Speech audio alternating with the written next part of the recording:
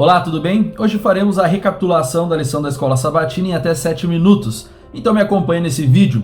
O verso para memorizar desta semana está lá em 1 João 5,13, que diz o seguinte: Estas coisas vos escrevi a vós, os que credes no nome do Filho de Deus, para que saibais que tendes a vida eterna, e para que creiais no nome do Filho de Deus.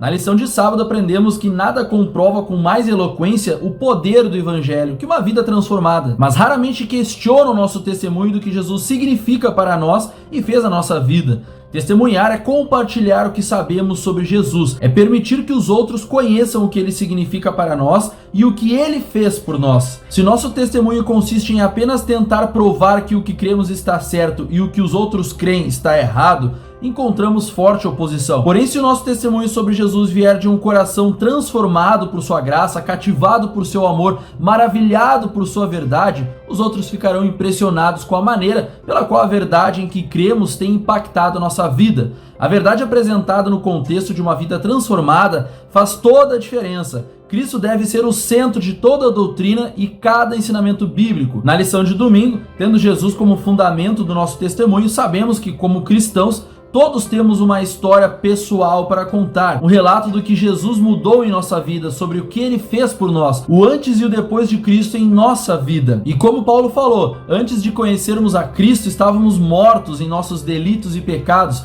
andando segundo o curso deste mundo, fazendo a vontade da carne, e éramos por natureza filhos da ira. Simplificando, antes de conhecer a Cristo, vagávamos sem rumo pela vida, em uma condição perdida. Podemos ter vivenciado o que parecia ser felicidade, mas havia uma angústia do coração e um propósito não realizado em nossa vida.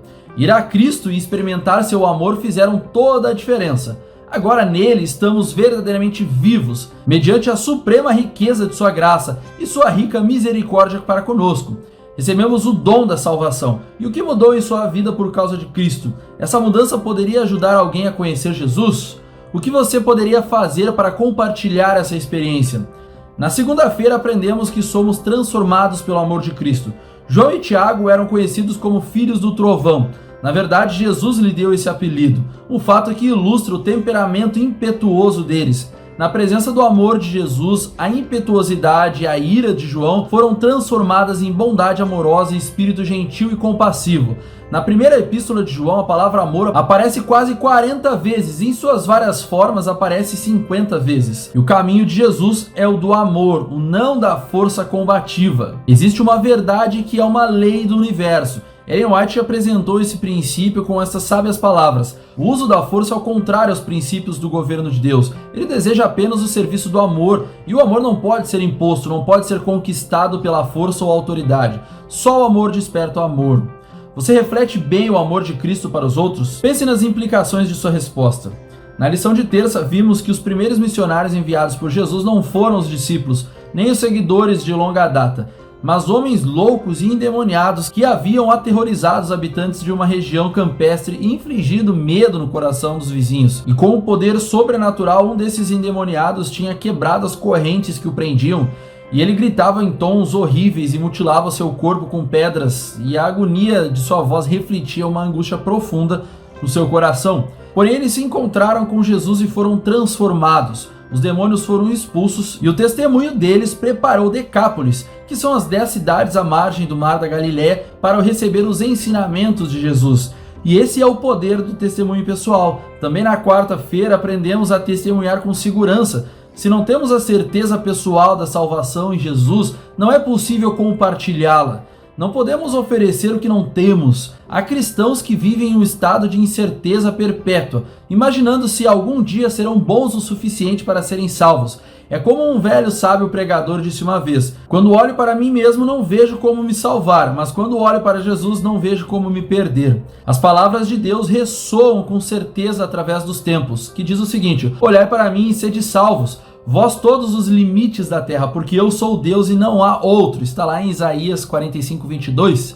Nosso Senhor deseja que cada um de nós se alegre na salvação que Ele nos oferece de forma tão generosa. E Ele quer que experimentemos o quão significa ser justificado por sua graça e estar livre da condenação que a culpa e o pecado traz. Como Paulo disse: justificados, pois, mediante a fé, temos paz com Deus por meio do nosso Senhor Jesus Cristo. Isso está lá em Romanos 5:1. O apóstolo acrescentou que podemos ter a certeza de que agora, pois, já não há nenhuma condenação para os que estão em Cristo Jesus. E o apóstolo João confirmou que aquele que tem o Filho tem a vida, aquele que não tem o Filho não tem a vida. Na lição de quinta, Paulo diz: estou crucificado com Cristo, logo já não sou eu quem vive, mas Cristo vive em mim. E esse viver que agora tenho na carne, vivo pela fé no Filho de Deus, que me amou e a si mesmo se entregou por mim. Há sacrifícios quando aceitamos a Cristo, há coisas que ele nos pede que abandonemos. Jesus deixou claro o compromisso que seria necessário para segui-lo, quando disse: se alguém quer vir após mim, a si mesmo se negue, dia a dia tome a sua cruz e siga-me. Testemunhos poderosos que têm um impacto transformador na vida das pessoas se concentram no que Cristo fez por nós, não no que temos abandonado por ele, pois Cristo nunca pede que abandonemos algo que seria para o nosso bem.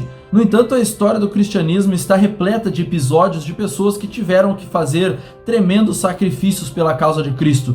Não que essas pessoas tivessem ganhado a salvação por causa de seus atos. Em vez disso, na maioria dos casos, ao perceberem o que Cristo fez por eles, esses homens e mulheres se dispuseram a abandonar tudo, de acordo com o chamado de Deus para a sua vida. Já no estudo adicional, Ellen White diz que nós somos testemunhas de Deus ao revelar em nós mesmos a atuação de um poder que é divino. Cada indivíduo tem uma vida diferente da de outros. Deus deseja que nosso louvor suba a Ele com a marca de nossa própria individualidade. Esses preciosos reconhecimentos para louvor de sua gloriosa graça, quando confirmados por uma vida semelhante à de Cristo, possuem irresistível poder e eficaz para a salvação de pessoas. A fé que leva à salvação não é uma simples aceitação intelectual da verdade, mas uma atitude de abraçar Jesus e amá-lo acima de tudo. Bom, esse foi o nosso resumo semanal da lição. Um feliz sábado e até mais. Tchau, tchau. Fique com Deus.